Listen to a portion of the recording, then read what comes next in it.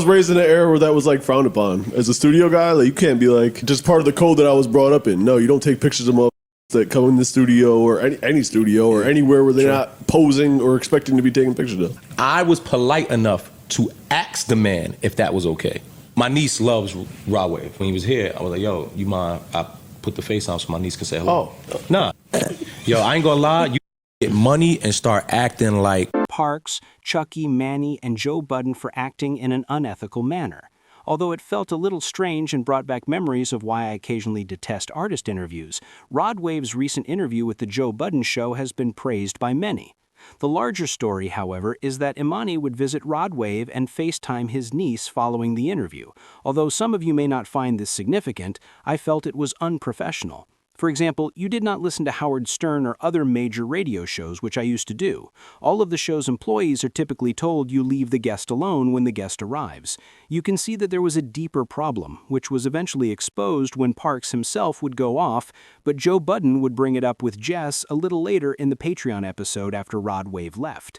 Now, this was a really eye-opening realization of how Parks maintains the show's professionalism and functions as a sort of extension of Joe Budden. Emanny should never have done it. I am aware that it will appear a bit excessive at this point. Parks started the spiel, "Yo," he said, "this was not something you did in the studio back in my day. It's not appropriate for you to treat others that way. Even as someone like you, Emanny, I get the impression that you've been in studios before. That's a lot. This is strange. This was strange. However, we'll see how this turns out. I do occasionally feel that the Joe Budden infrastructure is not taken seriously by the other members of the ensemble, as if they engage in unprofessional behavior. They continuously brag about not watching the pod return. They make comments on how the procedure is conducted as though they know something, and this, in my opinion, was yet another sign of that. However, please share your thoughts with me. Do you believe Emanny went too far? After sending his niece a quick text, he said, "Hey, look, it's Rod Wave." Rod Wave was also cool with it. However, the problem lies in the fact that it forces the artist to make a choice. For example, what if Rod Wave had said, "Man, I'd like to talk to your niece. Get that shit out of here." It would now produce an uncomfortable atmosphere. You don't even present it because of this. However, Emanny did go a touch too far, and we'll have to wait and see how this plays out. Sasha returned as well, and I'm not sure why, but it's interesting to see that she's the guest. That's just not how I feel about Sasha. I get that she's funny just like Mona. I frequently see her, and I find it funny when she lets loose with her comedy tirade. She is a real comedian, and it nearly seems like I'm listening to one on the broadcast, but I don't understand Sasha. There isn't really anything insightful happening when she asks questions. Generally speaking, I fail to see her necessity, and it was unexpected because Emanny seemed to be in the midst of some very good behavior and fading into the background while Queen's Flip and Mark Lamont Hill argued. However, he is now making some mistakes. Additionally, I don't believe he is incapable of fixing this. In fact, I believe he is capable of fixing it. Additionally, I noticed while browsing Emanny's Patreon that he wasn't actually uploading anything. He was gone for about 2 weeks. As a result, he made multiple posts throughout September. He posted a lot, for example. I'm talking a lot. Then about midway through October, he changed his strategy to simply post. He performed a live stream from his event, which went well, but he didn't publish anything else after that, which he would later remove. We'll have to wait and see. However, I wanted to discuss Joe Budden raising the Patreon prices as I wrap up my video today. Now, this announcement's absence of a strategy is one thing I didn't appreciate about it. He did not explain his price increase. "I'm raising my prices," he said, saying, "I'm raising my prices, but here's what's going to happen," is essential. There will be more content from me. There will be another pod day in the future. Therefore, you will be receiving an additional pod that will be shooting on Tuesdays in place of the 3 pods you currently receive each week. The cast will consist of many individuals. Additionally, if you subscribe at a specific time, you will also receive a hoodie.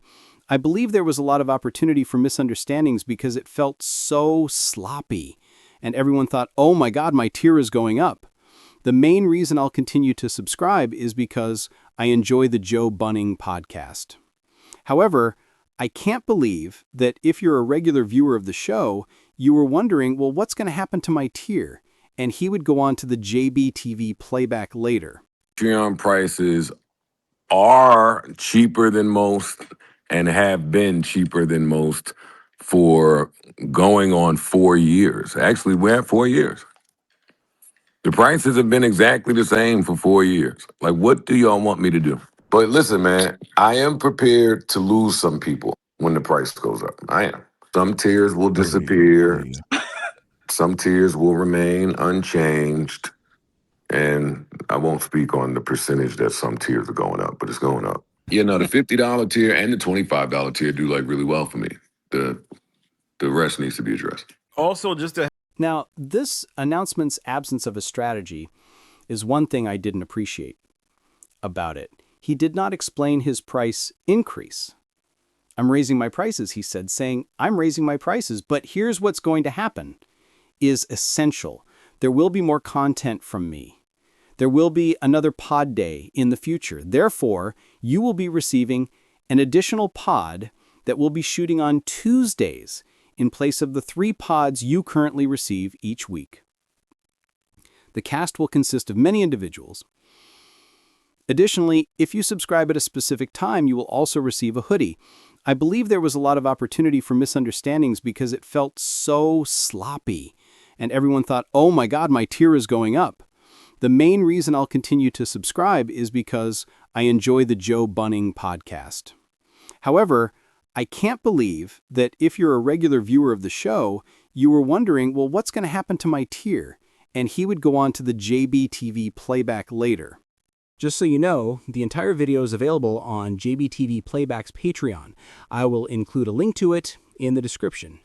I don't think it was a terrific rollout, but at least he achieved some clarity.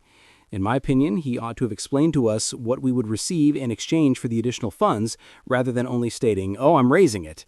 And I'm telling you now, if he raises the price of Pandora and it's mid-range, there's going to be a revolution. This man had better have his podcast running at 100 miles per hour. People who were about to cancel will be seen doing so without careless abandonment, as I did with Emanny when I noticed that he wasn't blogging frequently. All right, I'm going to cancel, I said. I didn't even pay attention. I was simply more helpful. Therefore, it is significant when someone raises the price of their Pandora. And I hope there's more to it than just the realization that I need to increase my income. And additionally, it's more along the lines of, I want to feed the podcast more content. And additionally, I want to provide the audience with more content to watch. At least then you'll have a reason. And so I want to make sure that everyone feels like they're receiving more. There was no justification. However, please share your thoughts in the comment section. Will you remain when Joe Budden increases his Patreon fees? Or do you think it makes sense given that his prices may not have increased all that much in the previous 4 years? They have, I believe, been the same. In that sense, he might be calling a fair game. I believe Joe Budden will follow in the footsteps of Mark Lamont Hill, who has a $100 tier on his Patreon. He's been promoting the behind-the-scenes content as well, so it's likely that he'll develop some crazy $150 or $200 tier where you have access to that as well. I don't get it if it's just upping the rates, but if it's genuinely great quality content, I'll pay for it.